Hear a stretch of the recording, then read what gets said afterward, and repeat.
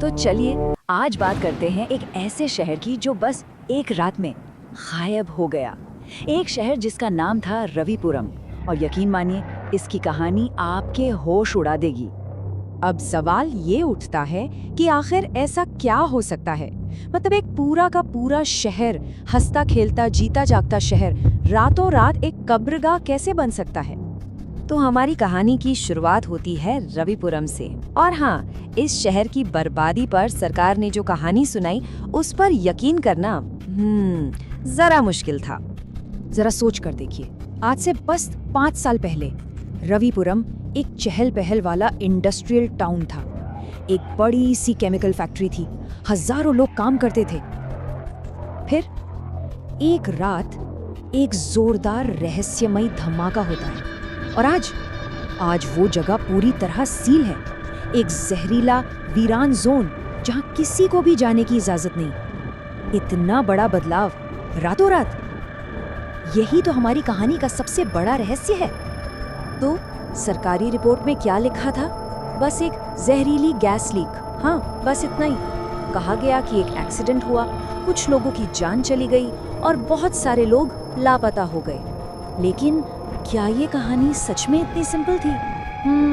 लगता तो नहीं। और इसी सारे रहस्य और सरकारी कहानियों के बीच एक किरदार है अतुल, एक ऐसा भाई जिसने इस हादसे में अपनी बहन को खो दिया। और उसका दिल ये मानने को तैयार ही नहीं था कि ये सब बस एक हादसा था। सोचिए, अपनी बहन अर्चना से उसकी जो आखिरी बात हुई वो क्या थी? अर्चना की घबराई हुई आवाज में बस इतना कहना, मैं आपको बहुत ही इम्पोर्टेंट बात बताना चाहती हूँ। और फोन कट गया। बस यही शब्द, यही आखिरी शब्द पिछले 5 सालों से अतुल के दिमाग में एक नासूर की तरह चुभ रहे थे। और मामला सिर्फ उन आखिरी शब्दों का नहीं था। अतुल को हर रात एक ही भयानक सपना आता था। वो देखता था कि उसकी बहन की सड़ी गली लाश उससे भीख मांग रही है, कह रही है कि हमें आजाद कर दो। ये सपना अब सिर्फ एक सपना नहीं था, ये उसके शक को एक खौफनाक यकीन में बदल रहा था। तो धीरे धीरे अतुल का ये जो शक था, उसका जो डर था, वो एक जुनून में बदलने लगा। खासकर तब जब एक के बाद एक ऐसे सबूत सामने आने लगे जो किसी मामूली हादसे की तरफ नहीं बल्कि एक बहुत बड़ी, बहुत ही भयानक साजिश की तरफ इशारा कर रहे थे। अब देखिए, शक की वजहें एक एक करके जुड़ती जा रही थी। सबसे पहले तो अर्चना का वो अधूरा, घबराहट भरा फोन कॉल, फिर वो लगातार आने वाला डरावना सपना, ऊपर से कंपनी का वो अजीब सा ईमेल जिसमें लिखा था कि अर्चना एक एक्सीडेंट में मर गई पर उसकी बॉडी कभी मिली नहीं। और फिर वो एक YouTube वीडियो सामने आया, एक ऐसा वीडियो जो कुछ ही देर में डिलीट कर दिया गया, लेकिन उसने अतुल और उसके दोस्तों की दुनिया हिला कर रख दी। उस वीडियो में जो दावा किया गया था वो सुनने में ही नामुमकिन लगता था। दावा ये था कि उस फैक्ट्री में केमिकल नहीं बन रहे थे बल्कि इंसानों को चलती फिरती लाशों में बदला जा रहा था। और जैसे ही ये वीडियो आया वैसे ही उसे हटा दिया गया। अब तो शक यकीन में बदल चुका था। तो आज सारी कड़ियां जुड़ चुकी थीं। अतुल और उसके दोस्त तान्या और गौरव समझ गए थे कि सच जानना है तो कुछ तो करना पड़ेगा, और उन्होंने एक बहुत ही खतरनाक फैसला लिया।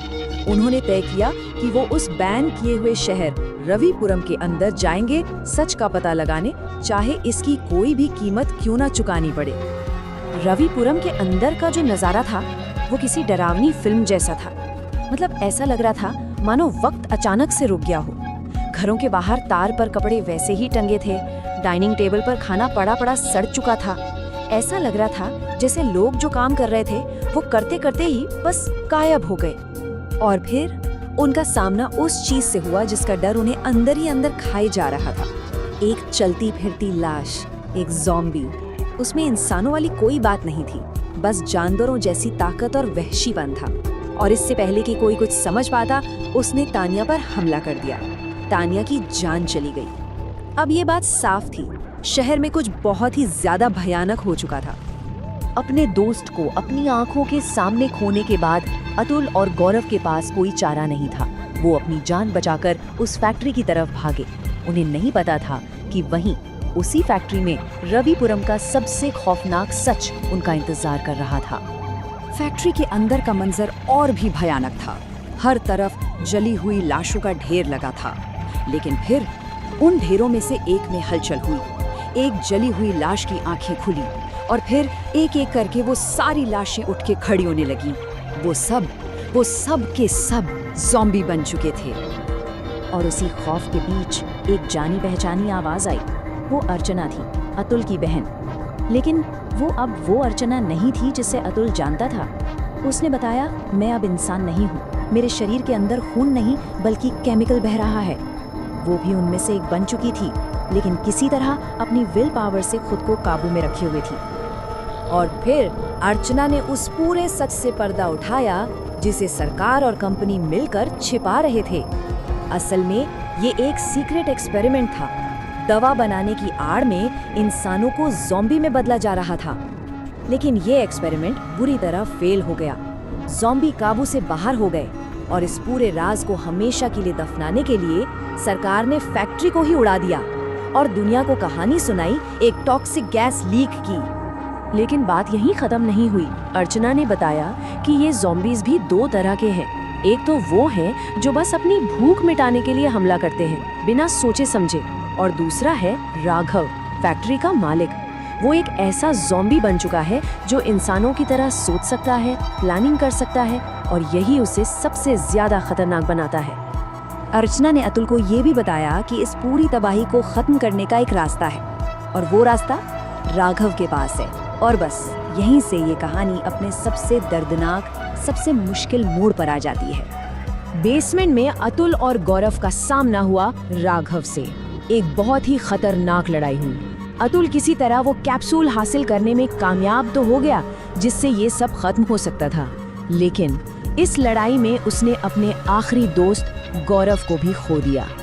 तो अब अतुल बिल्कुल अकेला था और उसके हाथ में था सिर्फ एक कैप्सूल, एक छोटा सा कैप्सूल जिससे निकलने वाली गैस इन सारे ज़ॉम्बीज का नामो निशान मिटा सकती थी।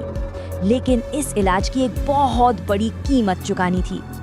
जैसे ही अतुल उस फैक्ट्री से बाहर आया, उसे घेर लिया ज़ॉम्बी बन चुके तान्या और गौरव ने, और ठीक उनके पीछे खड़ी थी उसकी अपनी बहन अर्चना, जो उसे इशारों में भीख मांग रही थी कि इस सब को खत्म कर दो। अब अतुल के सामने एक ऐसा फैसला था जो कोई भाई, कोई दोस्त कभी नहीं करना चाहेगा। उसे अपनी बहन, अपने दोस्तों और बाकी सभी को एक साथ खत्म करना था। और अतुल ने वो फैसला ले लिया। उसने कांपते हुए हाथों से वो कैप्सूल जमीन पर पटक दिया। एक जहरीला घना धुआं उठा और देखते ही देखते पूरे शहर में फैल गया। उस धुएं ने हर एक ज़ॉम्बी को जलाकर राख कर दिया, अर्चना को भी, तान्या और गौरव को भी। अतुल उस जलते हुए राख होते शहर से अकेला, बिल्कुल अकेला बाहर निकला। तो आखिर में अतुल ने सच का पता तो लगा लिया, लेकिन उस सच को ढूंढने की कीमत क्या थी? उसका सब कुछ, उसके अपने, सब खत्म हो गया। और ये कहानी हमें एक बहुत मुश्किल सवाल के साथ छोड़ जाती है। क्या हर सच को जानना जरूरी है? क्या कुछ राज हमेशा के लिए दफन ही रहें तो बेहतर होता है?